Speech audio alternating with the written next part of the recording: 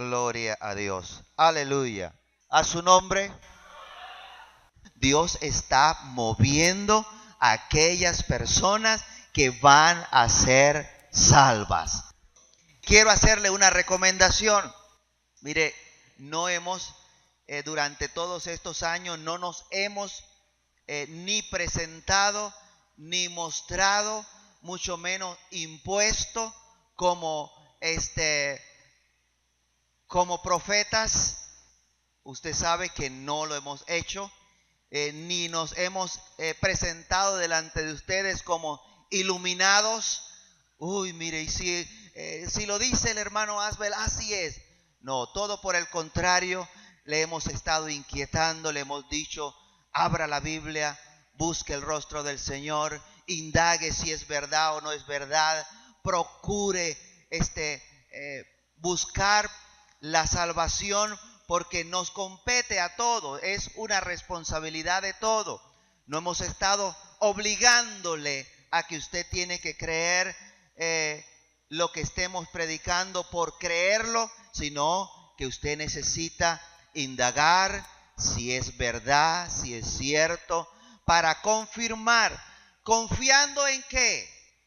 Confiando que el que es de Dios, la palabra de Dios oye. Confiando en que el mismo Espíritu de Dios que ha sido derramado en los líderes, pues ha sido derramado en la congregación, y el mismo Espíritu da testimonio a nuestro espíritu, de manera que lo que es de Dios, usted lo va a reconocer inmediatamente si el Espíritu de Dios está en usted. Si no, entonces pues hay que ver qué es lo que está ocurriendo. Amén. Que somos seres humanos y que estamos procurando buscar el rostro del Señor, hacer la voluntad de Dios. ¿Y quién dijo que era fácil hacer la voluntad de Dios? Cuesta, especialmente cuando nos mueve en el piso algo que durante tanto tiempo usted ha pensado que es de una manera, y de pronto usted encuentra en las Sagradas Escrituras que dice lo contrario, y entonces usted tiene dos opciones: o sigue creyendo lo que no es correcto, o rectifica. Y hubo un grupo de personas que habían conocido el Evangelio, pero les habían predicado el Evangelio de Juan. Y Pablo se consiguió con ellos y le hizo una pregunta que quizás a muy pocos hoy día le han hecho. Y Pablo le dijo: ¿recibiste el Espíritu Santo cuando creíste? Y ellos le dijeron: ni siquiera hemos oído si hay Espíritu Santo. Pues gracias a Dios que nosotros sí hemos oído que existe el Espíritu Santo, que existe el Espíritu de Dios, que es derramado en cada corazón, en cada vida, porque por medio de su Espíritu Dios nos da a conocer todas las cosas que son de Él, que le pertenecen a Él. Pues quiero compartir algunas cosas sencillas con ustedes en esta mañana. No es tan complicado como las cosas que quizás va a encontrar que estamos subiendo en el internet, pero usted puede revisarlo. Haga lo que dice la palabra de Dios. Si usted comprueba por la palabra de Dios que es verdad, entonces créalo. Si usted recibe la confirmación de parte de Dios que es verdad, entonces créalo. Créalo, porque un día ya no tendremos este sistema humano que tenemos acá, y cada uno de nosotros nos presentaremos ante Dios. Y dice la palabra de Dios: bienaventurado el que a sí mismo no se condena con lo que aprueba. Bienaventurado el que a sí mismo no se condena con lo que aprueba. Seguiremos predicando lo que creemos firmemente que Dios nos ha estado mostrando por las Escrituras, y hemos visto cómo Dios ha ido canalizando, mostrando, sacando a la luz la senda antigua, y la razón es porque estamos en los últimos tiempos. Eso no está ocurriendo solamente con nosotros. Si tiene la oportunidad, usted va a ver algunas organizaciones a nivel mundial que están predicando muy parecido a nosotros. Un grupo allá en Brasil, en el país de Brasil, hubo una convulsión dentro de la organización adventista del séptimo día, donde empezaron a salir algunos pastores procurando encontrar la senda antigua. Yo no le voy a decir que todos han conseguido toda la verdad, pero una de las grandes verdades que están predicando, que solamente hay un Dios el Padre y un Señor Jesucristo, y que Dios bautiza con su Espíritu Santo y fuego. Y eran adventistas, y Dios los sacó de allí. De manera que no piense que lo que está ocurriendo solamente está ocurriendo en medio nuestro. En todas partes del mundo, Dios está moviendo a aquellas personas que van a ser salvas. Amén. Y yo le quiero hablar en esta mañana, por la palabra de Dios, de un tema que he titulado La victoria de los santos. La victoria de los santos. Y abra su Biblia, por favor, en el libro de Apocalipsis, capítulo 12. Libro de Apocalipsis, capítulo 12. Y me va a tener paciencia porque vamos a revisar varias escrituras. Quizás algunas ya usted se las sabe de memoria, pero cuando leemos cosas de memoria, muchas veces cambiamos una letra o cambiamos una frase y no nos damos cuenta. Por ejemplo, el libro de Isaías, capítulo 40, dice: Dios da al cansado y multiplica las fuerzas al que no tiene ninguna. ¿Qué palabra faltó allí? Dios da al cansado y multiplica las fuerzas al que no tiene ninguna. ¿Qué palabra faltó allí? Esfuerzo, no fuerza. Pero la gente dice: Dios da fuerza al cansado. No, Dios da esfuerzo al cansado y multiplica las fuerzas al que no tiene ninguna. Eso es lo que dice la Escritura. Amén.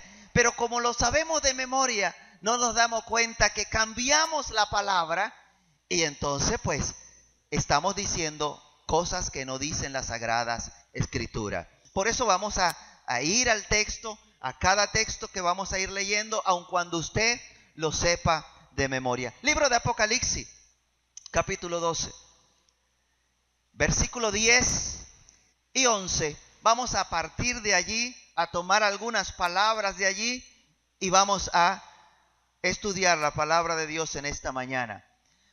Apocalipsis 12, 10 y 11 dice la palabra de Dios en el nombre de Jesús. Entonces oí una gran voz en el cielo que decía: ahora ha venido la salvación, el poder, el reino de nuestro Dios y la autoridad de su Cristo, porque ha sido lanzado fuera el acusador de nuestros hermanos, el que los acusaba delante de nuestro Dios día y noche. Y ellos le han vencido por medio de la sangre del Cordero y de la palabra del testimonio de ellos, y menospreciaron sus vidas hasta la muerte. Aleluya. ¿Habrá alguien que pueda dar gloria a Dios? Aleluya. Puede tomar asiento. Vamos a estudiar la palabra de Dios. Esta porción nos va a servir como marco para hablar de algunas cosas que damos por sabidas, pero cuando vamos a la palabra de Dios nos encontramos con otra realidad totalmente diferente. Y es que cuando nosotros pensamos en victoria, no en la hermana Victoria, ni en la señora Victoria, ni en la ciudad de la Victoria. No, cuando pensamos en victoria, ¿qué es lo primero que le viene a usted a la cabeza? Triunfo. Hay alguien derrotado y usted salió airoso. Hay alguien muerto y hay alguien vivo, ¿cierto? ¿Y a cuántos les gusta salir victoriosos? Pero ese concepto que nosotros tenemos, que manejamos para el pueblo de Dios, es diferente. Para el pueblo de Dios es diferente. Y présteme atención, porque acá en este versículo 11 que leímos de Apocalipsis 12, dice: y ellos le han vencido por medio de la sangre del Cordero y de la palabra del testimonio de ellos. Y dice: y menospreciaron sus vidas hasta la muerte. Hasta la muerte. Ahora, ¿quién que está muerto salió victorioso? Inclusive predicamos, y la gran mayoría de las iglesias predican, que la victoria de Jesucristo fue porque resucitó de la tumba. Bueno, ahí hay dos cosas que no cuadran mucho. Porque Jesucristo no se resucitó solo, sino que el Padre le resucitó de los muertos. Pero la victoria la había obtenido aún antes. Antes. Y ya vamos a ver más adelante. Téngame paciencia. Mire, uno de los conceptos que tenemos dentro del cristianismo es que si usted es hijo de Dios, usted está como en una burbuja allí que nadie le puede tocar, nada malo le puede pasar, porque usted es hijo de Dios. Y si hay algo malo que le está ocurriendo, entonces reprenda, hermano, reprenda, porque eso no es de Dios. Usted tiene que vivir en victoria, en victoria, en victoria. Y entonces el enemigo ha aprovechado ese pensamiento, inclusive para hacer al pueblo de Dios mentir. ¿Hay alguien aquí que tenga alguna enfermedad? Pero ¿qué es lo que ha sucedido en las iglesias? Le dicen a la gente: usted tiene que declarar que ya está sano. Si usted declara que ya está sano, ¿en qué momento le dice a Dios: Padre mío, sáname? ¿En qué momento le va a decir a Dios: sáname? ¿Cuándo le va a pedir a Dios? Si es lo que le pidamos a Dios, lo que Dios nos va a conceder. No lo que declaremos que tenemos, sino lo que le pidamos a Dios. Todo lo que pidáis al Padre en mi nombre, Él lo hará. Entonces, si usted está diciendo yo estoy sano por la fe, eso es decir mentira. Le pregunto, ¿cuántos meses ha estado usted enfermo mientras usted dice yo estoy sano? Muchos meses. Tiene todos esos meses diciendo mentira. ¿Y qué pasa con los mentirosos? Mire lo que ha hecho el enemigo. Ha buscado enredar el evangelio para que usted y yo no alcancemos la salvación al estar diciendo mentira que estamos sanos. ¿Y por qué está cojeando? No, yo estoy sano. Yo estoy sano. Dígame, duele. Ore por mí, venga. Eso es diferente. Hay otro problema dentro del evangelio, y es que predicamos un evangelio que piensa la gente que todo aquel que esté en el evangelio no se va a enfermar, no va a padecer necesidades. Y eso no es bíblico.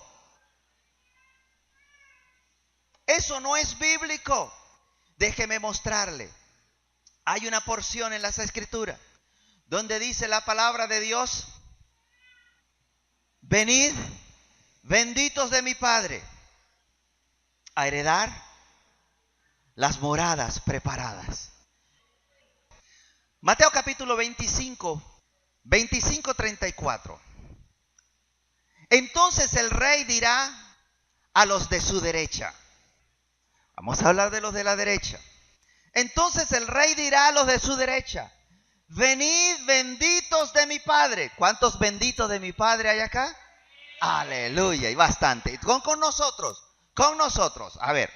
Venid benditos de mi Padre, heredad del reino preparado para vosotros desde la fundación del mundo. Porque tuve hambre, me diste de comer. Así se soluciona. Tengo hambre, ¿cómo? Tuve sed y me diste de beber. Fui forastero y me recogiste. Estuve desnudo y me cubriste. Enfermo y me sanaste. ¿No dice me sanaste ahí? ¿La suya no dice me sanaste? Estuve enfermo y me visitaste.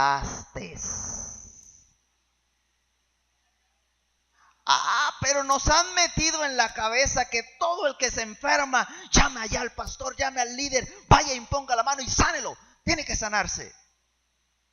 No es que tiene que sanarse. Estuve enfermo y me visitaste, y estuve en la cárcel y me sacaste de la cárcel y viniste a mí.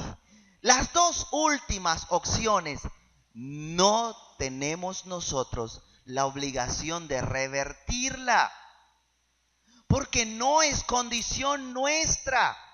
Es si la voluntad de Dios así le place, entonces Él va a conceder la sanidad. Y qué bueno. Hermano, entonces no vamos a orar por los enfermos. Claro que sí. Pero el que esté enfermo tiene que saber que si usted no sana, no se preocupe. Ya se está cumpliendo de que estuve enfermo y me visitaste. Entonces, pues, el empeño de todos los cristianos, que cualquier enfermo, sano, y empiezan a pelear allí con Dios, va a tener la oportunidad de leer un escrito que estamos subiendo, donde la forma de orar inclusive debe cambiar, porque vamos a orar por un enfermo y entonces pareciera que estuviésemos echando fuera un demonio.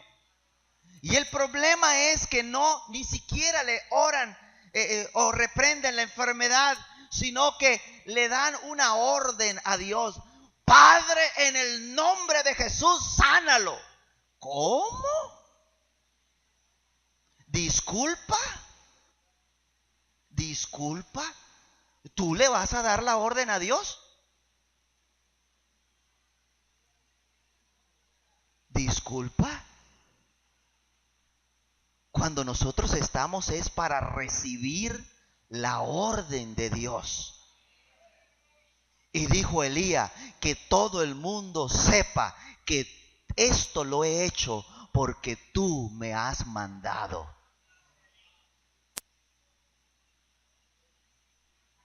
Entonces, hay cosas dentro del evangelio que usted tiene que revisar con calma. No se vaya a trincherar contra mí ahora. Hermano, mire lo que está predicando. No se me atrinchere. Hay muchísimos versículos en la Biblia que me hablan de que nosotros, por ser hijos de Dios, no significa que somos intocables. Vamos a padecer necesidades. Porque si dice, tuve hambre, ¿es una necesidad o no? Tuve hambre y me diste de comer. Forastero, ¿es otra necesidad o no? ¿Ah? Desnudo, ¿es otra necesidad o no? ¿Ah? De manera que hay que tener cuidado con las cosas que decimos. Juan capítulo 16, versículo 33, hablando Jesucristo con sus discípulos, preparándolo para el momento cuando ya Él no estuviese acá en la tierra. Porque Jesucristo ascendió a los cielos y está a la diestra de Dios Padre. Juan 16, 33.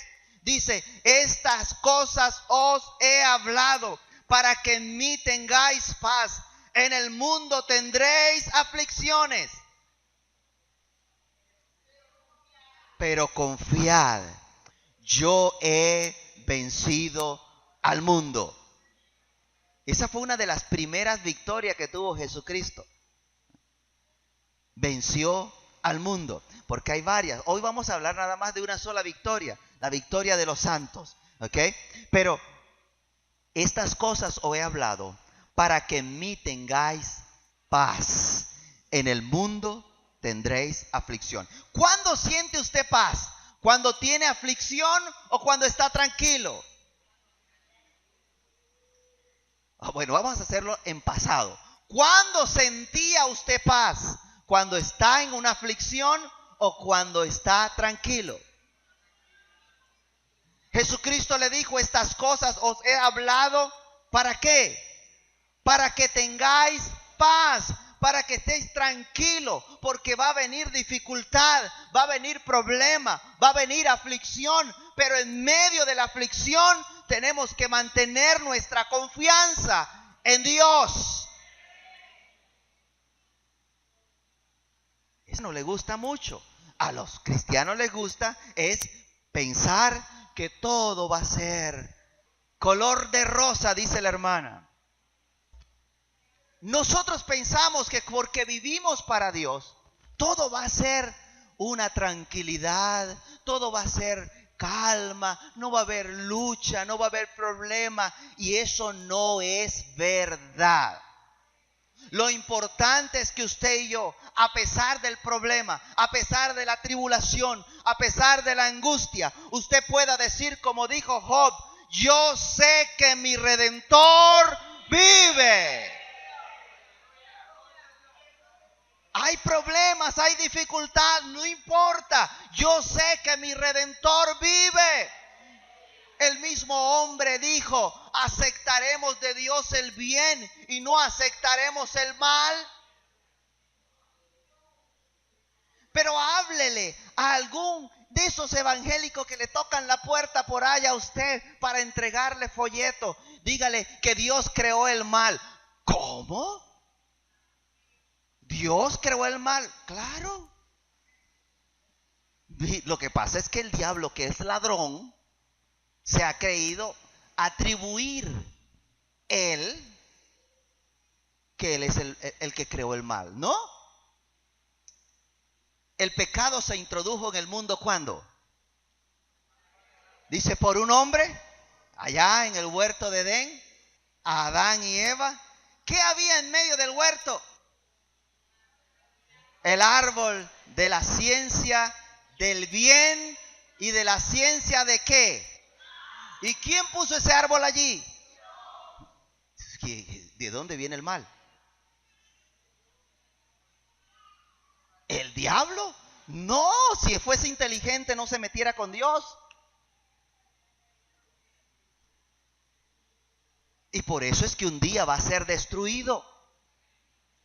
Hermano, ¿cómo dice usted eso? No se preocupe, que Dios no es tentado por el mal. Dios no es tentado por el mal.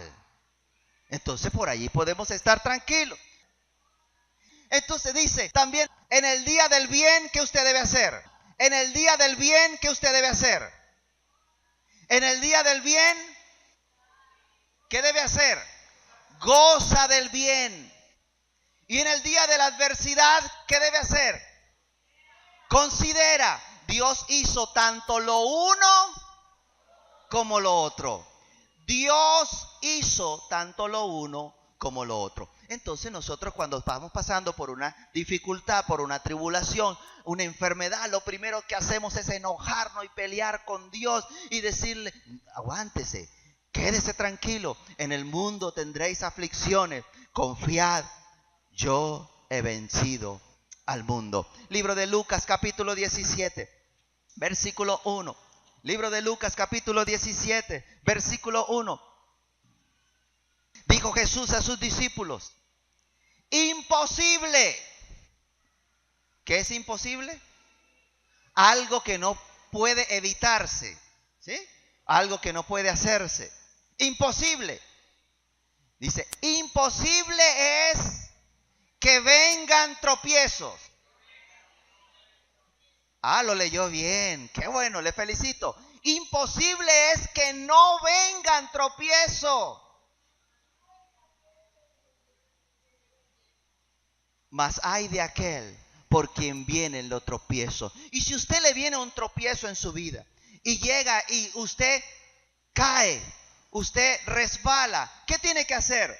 Quedarse allí lamentándose y buscando la condolencia. Ay, mire, es que yo cometí una falta, y usted espera que los hermanos vayan y le consuelen porque usted cometió una falta. No, usted tiene que levantarse. Usted cometió un tropiezo, levántese.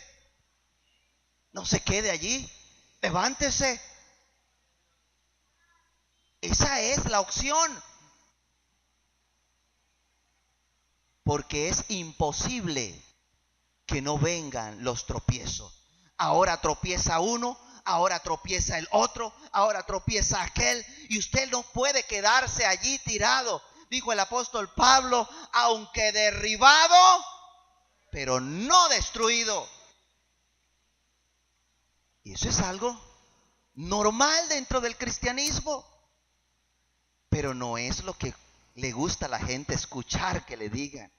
Oh, hermano, dígame a mí que yo estoy en victoria, victoria, victoria y victoria.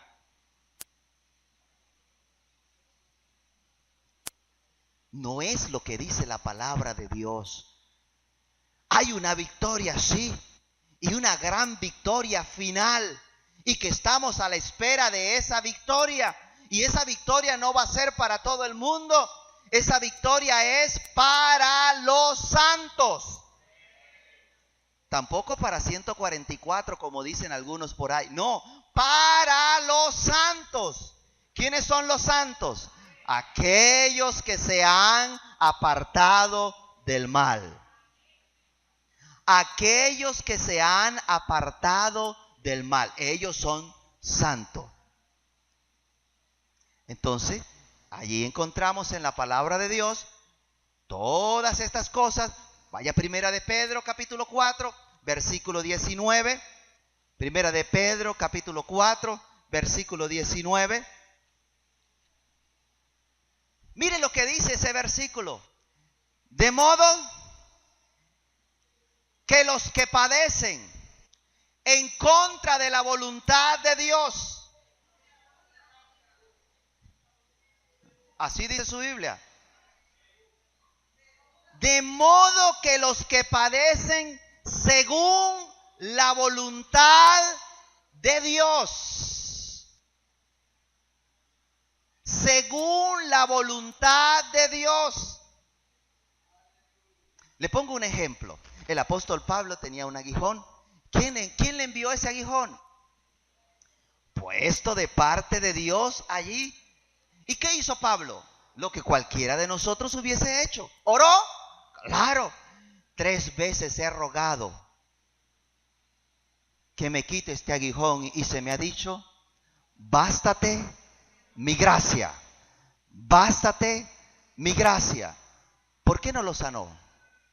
¿Por qué no le quitó el aguijón? Era la voluntad de Dios que él padeciera esa situación. ¿Así lo quería Dios? ¿Y quién le va a decir a Dios? ¿Y por qué lo haces así? ¿Quién le va a reclamar a Dios por qué lo haces así? Si Él es Dios.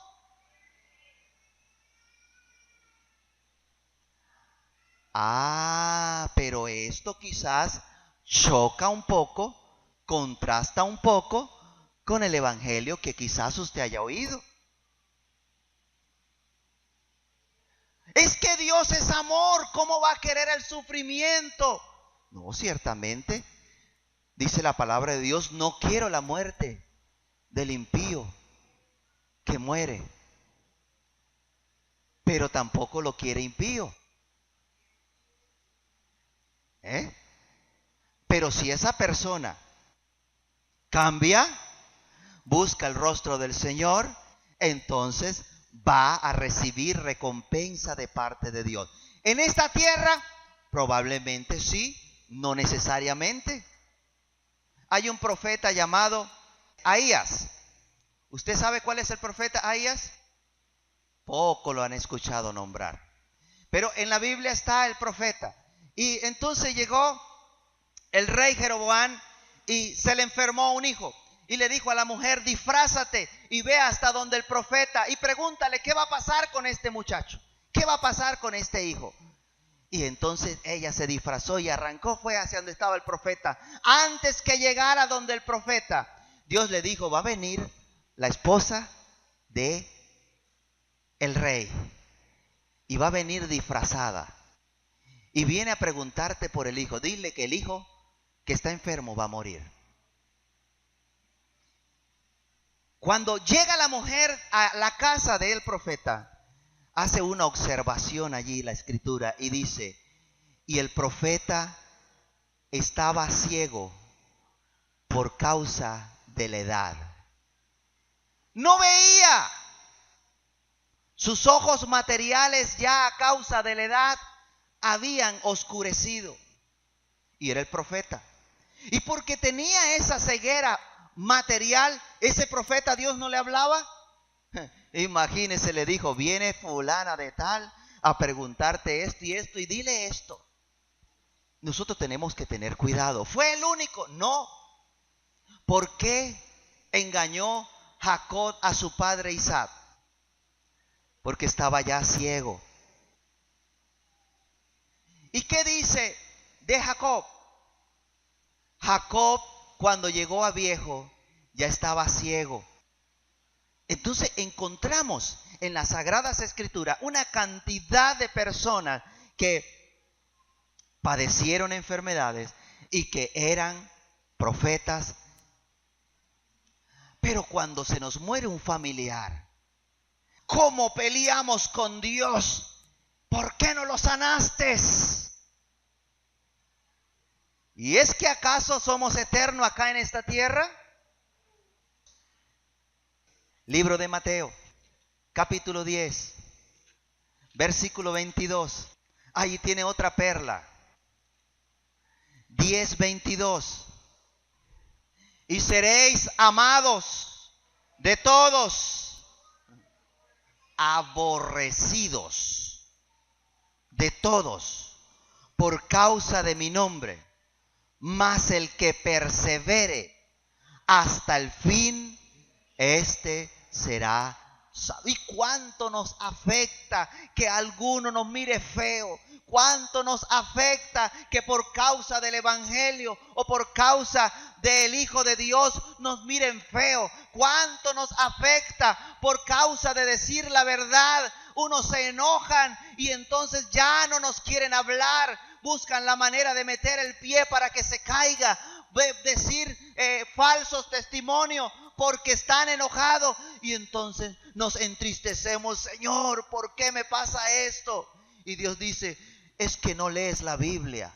Señor, vivo leyendo la Biblia. Lee la Biblia. Ahí dice: y seréis aborrecidos de todos. Ya está escrito allí. Que no lo queremos ver, esa es otra cosa. Pero ahí está. Hechos capítulo 14, versículo 22. Pablo allí, antes de irse, dice 22, confirmando los ánimos de los discípulos, exhortándole a que permaneciesen en la fe, diciéndole: es necesario que a través de unas pocas, a través de muchas tribulaciones, entremos en el reino de Dios. A través de muchas tribulaciones. ¿Cuántas tribulaciones ha tenido hasta hoy usted? Ha tenido algunas, unas pocas, todavía faltan. No hemos entrado en el reino de Dios. No hemos entrado. Y no tengo tiempo para extenderme allí en lo que es el reino de Dios. Pero no hemos entrado. Y es necesario que a través de muchas tribulaciones, entremos en el reino de Dios. Y si va a Primera de Pedro, capítulo 5, vamos a leer desde el 8 y 9. Sed sobrios y velad, porque vuestro adversario el diablo, como león rugiente, anda alrededor buscando a quien devorar, al cual resistid firme en la fe, sabiendo que los mismos padecimientos, mire que no dice algunos padecimientos para algunos y otros para otros, no. Los mismos padecimientos se van cumpliendo en vuestros hermanos en todo el mundo. En todo el mundo. Y si usted está acá en este planeta Tierra y usted quiere hacer la voluntad de Dios, por lo tanto es hermano nuestro, entonces usted está sujeto a tener padecimientos. Entonces así no vale la pena, hermano. Así no vale la pena. Yo pensaba que nada me podía tocar. Es más, ¿para qué se nos dio poder? Mire, poder y para... No, hermano, está viendo mucha comequita. Está viendo mucho muñequito. Necesita leer la Biblia. Y estaba Sadrach, Mesach y Abednego. Y el rey le dijo, si no adoran a la estatua, los voy a echar en ese horno de fuego ardiendo. Y le dijo Sadrach, Mesach y Abednego, le dijeron, Dios nos va a librar de tu mano, nos va a sacar, mira, no nos va a pasar nada. No. Usted puede ir después y lo lee con calma. Ellos dijeron, el Dios al que servimos puede librarnos de vuestras manos. Y si no nos libras, igual no vamos a adorar tu estatua. Porque existía la posibilidad de que Dios permitiera que esos 3 varones, al caer en el fuego, muriesen. Permitido por Dios. Por eso ellos dijeron, puede librarnos. Ellos no afirmaron, nos va a librar. Ahora, si Dios se lo hubiese dicho antemano, tranquilo, que los van a echar allí en el horno y no les va a pasar nada, entonces allí sí, con fe, porque así también lo hace Dios. Pablo estaba en medio de una tormenta, allá en aquel barco, y entonces ya tenían más de 14 días que no comían, metidos en una tormenta. ¿Y qué pasó? Dios le envió un mensaje por medio de un ángel y le dijo que ninguno de los que estaba en esa tripulación iban a perecer. Y entonces Pablo al otro día se levantó con fuerza y le dijo, el ángel del que soy, a quien sirvo, él ha estado conmigo anoche y me ha dicho que ninguno de los que está aquí va a perecer. Mientras eso no ocurra, usted no puede afirmarlo. De manera que usted no puede decir, el Dios al que yo sirvo me va a sanar de esta enfermedad. No, a menos que Dios le mande a decir, vas a sanar de esa enfermedad. Entonces, si Dios le manda a decir, vas a sanar de la enfermedad, entonces usted diga, Dios me mandó a decir que me va a sanar. Estoy esperando, Señor. Mientras tanto, ¿qué podemos decir? El Dios al que servimos puede sanarme de esta enfermedad.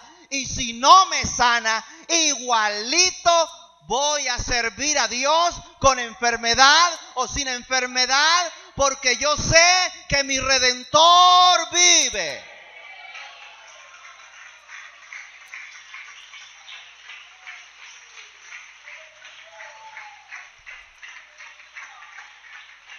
Oh, cuánta gente se ha apartado de los caminos del Señor por no haber recibido una sanidad. Inclusive echándole la culpa a los líderes, es que no tienen poder, en esa iglesia no tienen poder, en esa iglesia. Quédese tranquilo, quédese tranquilo. Usted siga con su confianza puesta allá en el galardón, con su mirada puesta allá arriba, esperando que Dios le va a conceder lo que sea mejor para nuestras vidas. Y sabe Dios que lo que mejor usted necesita ahorita es que le duela el tobillo y que coge, porque ha sido la manera como Dios lo ha agarrado por allí por el tobillo y lo trajo a la iglesia y le dijo: ven y búscame. Y no le dijo: buscadme y sanaréis, sino que le dijo: buscadme y viviréis. Buscadme y viviréis. Esas son de las cosas que hay que sacar de nuestras vidas. Esas cosas que hasta hoy le han hecho daño. Esos pensamientos que no le dejan salir del enclaustro donde usted mismo se ha metido. De que Dios tiene que sanarme. ¿Cómo que tiene que? No. Dios puede. Dios puede. Pero hay condiciones. Hay condiciones. Entonces, hay otra cosa que quiero que usted se lleve claro en esta mañana, para que le sirva para el resto de los días en esta tierra. El libro de Daniel capítulo 7. Libro de Daniel capítulo 7. Porque estamos hablando de que vamos a tener una victoria. Los santos tendrán una victoria. Y en Daniel capítulo 7, versículo 21, hablando Daniel de las cosas que van a ocurrir en los últimos tiempos. Dice: y veía yo que este cuerno hacía guerra ¿contra quién? ¿Contra quién hacía guerra? ¿Usted no quiere que el enemigo haga guerra con usted? No sea santo. No sea santo.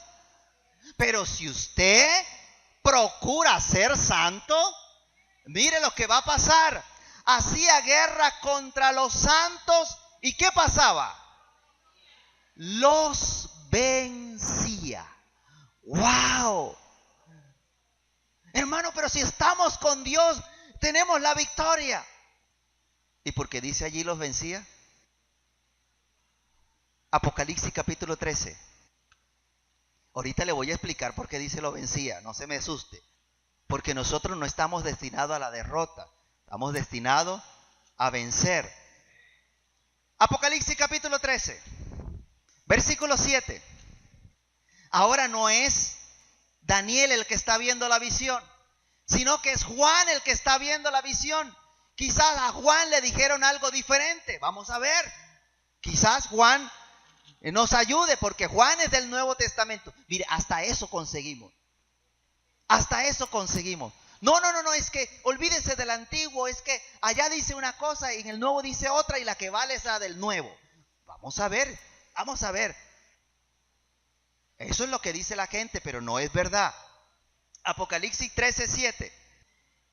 Y se le permitió hacer guerra contra los santos y vencerlos. También lo vio Juan.